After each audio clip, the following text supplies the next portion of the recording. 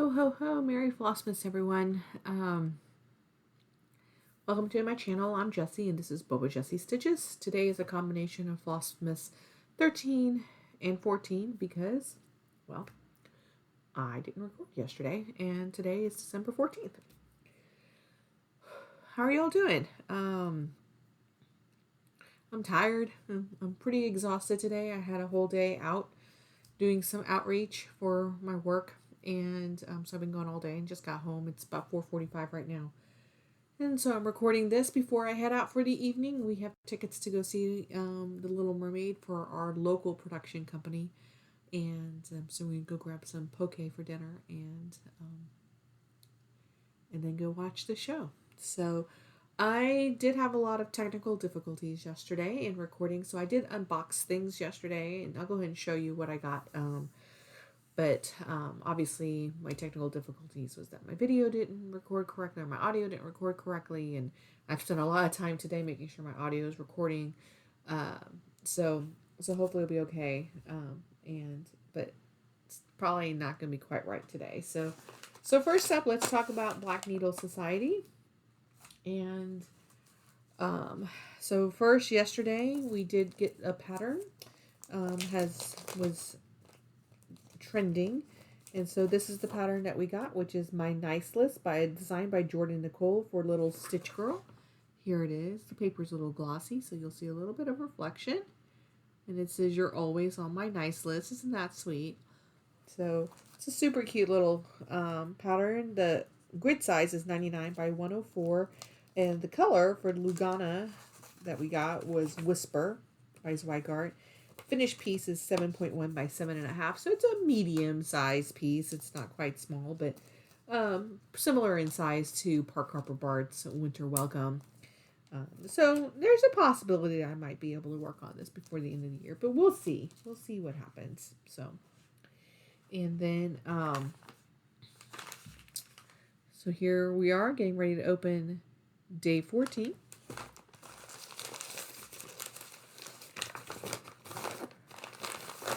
Oh my goodness. Oh, it's a hat. It's a little beanie hat. And it's navy blue. And it says Stitching Wonderland. Can you see that? That embossed little piece on there? Oh, that's nice. How cute. Let's see. Let's do our little scratch off. See what it has. Oh, I never did number 13 yesterday. So let's do that one and read that clue. And it says Advent pattern, little girl stitches. You'll always be on the nice list with this adorable pattern. True, true. And then number 14.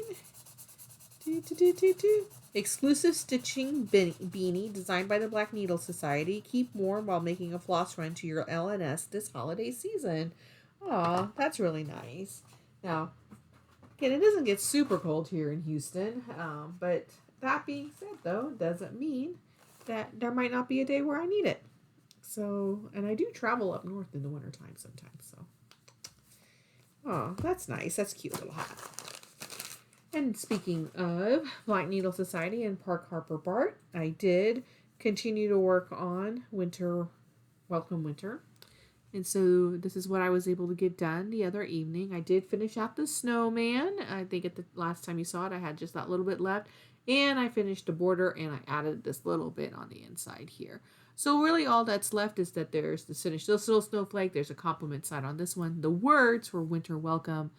And that's it. And I thought I had the finished pattern in front of me. But I don't. So you just have to take my word for it that I'm mostly done. So yeah. So that's where we are on that. Exciting.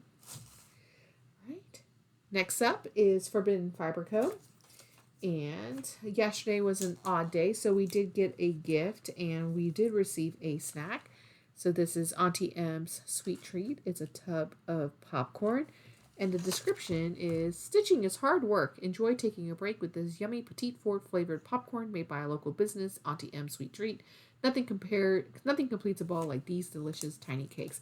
Popcorn is actually one of my favorite foods, so I'm really excited to give this a try. Probably this weekend when I'm stitching this weekend.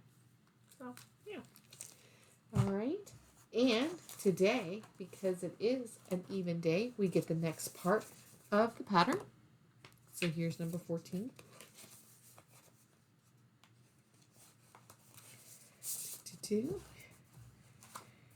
And oh, look at, oh my goodness, y'all, this beautiful color. So we have Yule. So we have another nice multi-dimensional variegated floss with pinks and purples and everything. That looks absolutely beautiful. And let's take a look on what part of the pattern it's going to be. Oh, interesting. Okay.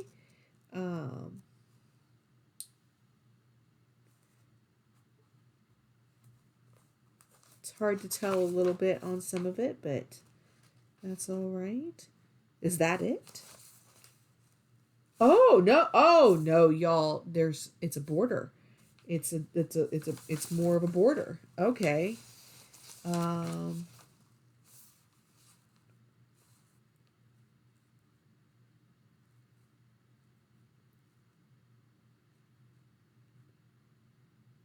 Oh, I know. This is exciting content, me looking at a pattern. All right. Well, it does look like it's some additional border. It's quite a bit. I don't know if I can get this done in 2 days, particularly since we'll be at a show tonight for, but yeah. All right. Let's see how it goes. One of the things that's really hard to tell is what I'm kind of staring at is that I can't tell. There's some straight stitching with this new floss, the Yule, and I can't tell if there is something behind it that I haven't already stitched. And I feel like there might be something behind it that needs to get stitched. And I can't tell if it's also the same has the new floss. So that's a little bit hard to discern.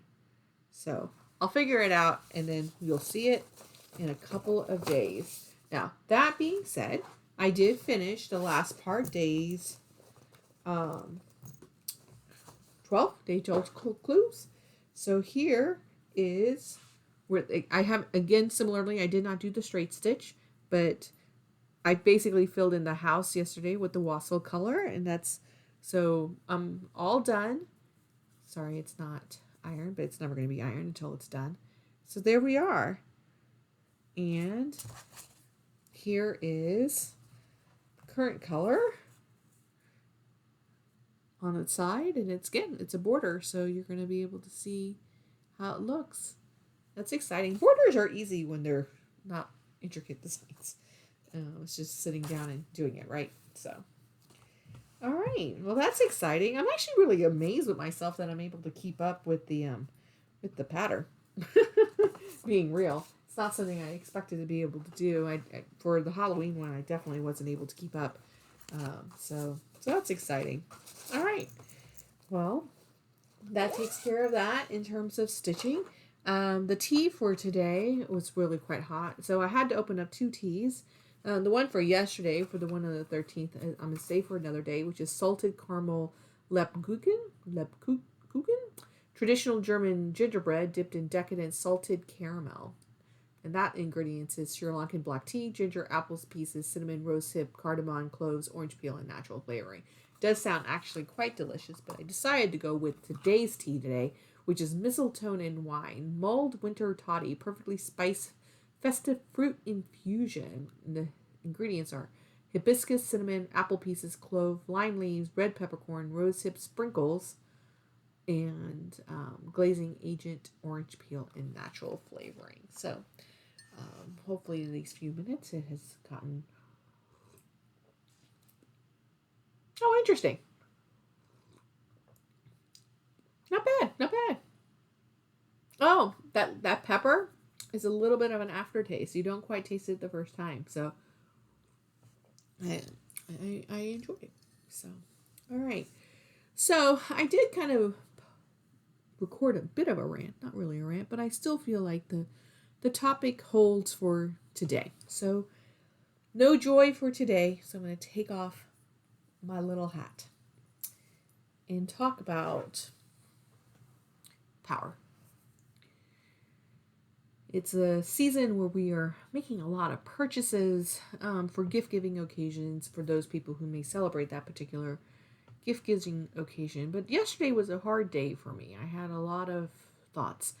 Um, I try very hard to make sure that these videos that I make for FlossTube are lighthearted and happy. And although every once in a while you have some of my opinions come in, for the most part, I do try to keep it on task to FlossTube. And a lot of that has to do with my own individual work and self-care. So I work in legal aid for those of you who are new to me, and I work with low-income people who live in poverty. And in order to be able to do this work and be able to sustain it for a long period of time, you have to have an element of self-care.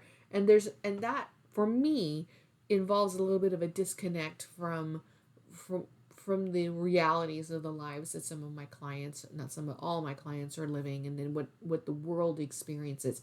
It allows me to kind of look at problems objectively and be able to be a good advocate for my clients and everything. Just think of it as kind of an analogy of putting your mask on first before you can help with other people. And so for me, I have to create a little bit of a wall. I don't let it be too much of a wall where I lose my empathy for my clients and the people around me, but enough of a wall so that way I can disconnect a bit and be able to help in the way that I need to be able to help them. And so part of my self-care is the cross-stitching, is the floss tube, is to be able to see fun things and everything like that. So I try to keep those worlds a little bit separated. But yesterday was hard. A lot of things kind of came out for me yesterday. And so today I want to talk about the power that we have in our dollars and in our spending. And for you to take, not joy in that, but to take ownership of that power that we have. I'm assuming if you're a cross stitcher, you have some disposable income. You're able to make purchases based on values if you choose to do so. There were storms over the weekend. I was aware of them. I didn't intentionally talk about them because that disconnect, try to keep some level of joy in these. More information came out regarding choices that were made by corporate supervisors to not put the safety of people first. People who do that do not value the humanity of people. We should not support businesses that do not support and accept the reality of people's humanity. Period.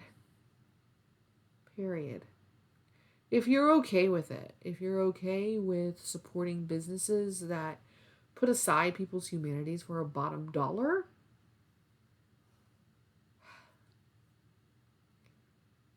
and you celebrate this season,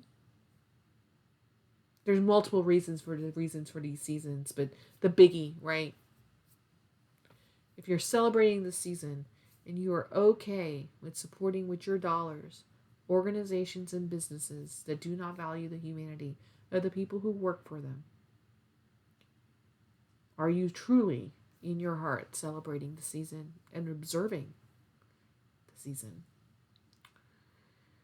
If you are a corporation that is willing to fire people during this time where it's quite difficult, and in a pandemic, in this holiday season, because they are fighting for working conditions that are better, not just for themselves, but for those who are coming after them.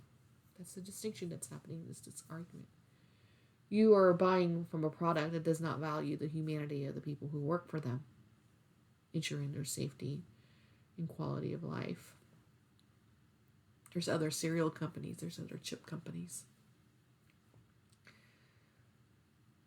If you are a CEO laying off people and you're more concerned about how you feel about conveying that news than the people who are receiving that news, you are a company that does not value the humanity of the people who work for you.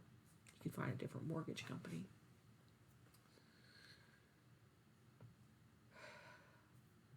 There's power in those dollars, and you can choose how you spend them. And I'm not saying it's all corporate. There are plenty of big corporations out there that value the humanity of the people who work for them. You see it. They're out there.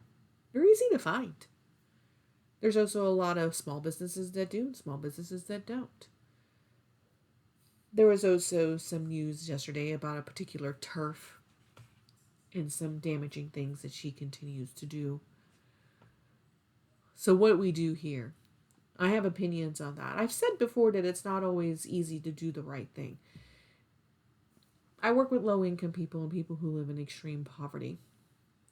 I will guarantee 100%, no matter how woke of a person you are, you hold perceptions and conceptions of people who are low income and people who live in poverty, and I will guarantee that they are wrong. Because we all do. We all have preconceived notions because the media has told us what people who live in poverty look like, what people who are living with racial inequality and racial injustice look like, and what their experiences are. We have been fed a story, and it is wrong and incorrect, and it is up to all of us to evaluate those perceptions. Now, what does that have to do with the micro business and the turf? It is not always easy to do what is right whenever it is your income and your ability to sustain your livelihood that is on the line. That doesn't make it right. It's not even just a justification. It's an explanation. Because when you're sitting in a position where you're not sure how what your business decisions will do to your income, and you are making a living off of that income, right? It's not a side business. You don't have another income that's coming in. You may not have a spouse or a partner who's supporting the household income, and your business is just something that's hopefully sustaining. There are people who are making a living from their micro businesses, but they're not at that point where they are making so much that they can write off a branch of customers without fear of losing their income. And if you are a person who's like, just stop buying from companies that are not doing the right thing by you and things along that lines, and you don't recognize that particular fact, you sit from a place of privilege and you believe that your income is secure and that you can give up something like that. And you need to check that a little bit. 60% of this country lives according to the terms of what is ALICE. 40% are considered low income. That additional 20% is a term that's ALICE, asset limited income constraint employed individuals. They are within crisis. They are one paycheck away from not succeeding. 80% of this country is actually financially unstable. They don't know it, but they are within two paychecks and one major disaster from financial crisis. A lot of people suffering from this most recent disaster, and we get disasters every year, are realizing that they thought they were financially secure and they are not.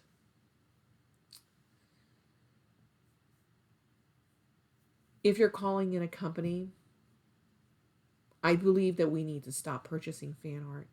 I really do believe that. It does perpetuate and continue to give voice to dangerous people. You cannot support artists that hold positions that devalue the humanity of people. So what does this mean for these micro businesses that do have fan art and they are relying on the income from that fan art? When you call in a company, you need to let them know that it's not about the ultimatum of taking their money away. Have you, when you were calling in that company, said to them, I can't support this. This hurts people. It's detrimental to people. But I know that you're doing this. This is why we'll let you know. You make this commitment to removing the fan art that you are relying on, and I will ensure my continued support for you. I will add my continued support for you. I will shout it out. I will laud you for making the right decision when you weren't sure that you could afford it. It's easy when you can afford it to make the right decision. It's not so much when you can't. So I encourage you, in the power of your dollars, when you're calling in companies and asking them to stop supporting this particular turf, to do so by saying that you will continue to support them. Because that other side, the one that doesn't care, the one that's going to get mad when that fan art stops, they already are going to stop to support when that stops. because they're going to feel like they can't trust the company anymore to do what they're asking them to do. Some people don't even realize what's happening. They don't even know what's happening with this particular tariff, right? They don't even know it's being said. I'm not saying that we don't call in companies and we don't ask them to stop creating the fan art. I do think we need to stop supporting the fan art. But I think that if there's a company that you like and you're calling them in because you think that they're a good company, let them know. You stop it, I will support you. I will continue to support you, and I will laud you for it. Make it easier for them to make the right decision. Because sometimes you make dirty decisions because you got to eat. And frankly, if you've never been in a position where you had to make decisions because you got to eat, I'm not really sure where we can sit on that, right? Things are complicated. Come at me, it's fine. Unsubscribe, it's fine. But I hoped you listened. I hope I said something that you heard. It's a long video. No jokes today. In the spirit of this season, please support the humanity of people, whether or not, and particularly if not, they look like you, think like you, share your religious beliefs, or speak like you. Because if you can support their humanity when you're not sure that they're like you, that's a good thing. I wish you joy. I wish you peace. And if you have your humanity supported, congratulations. Bye, everyone.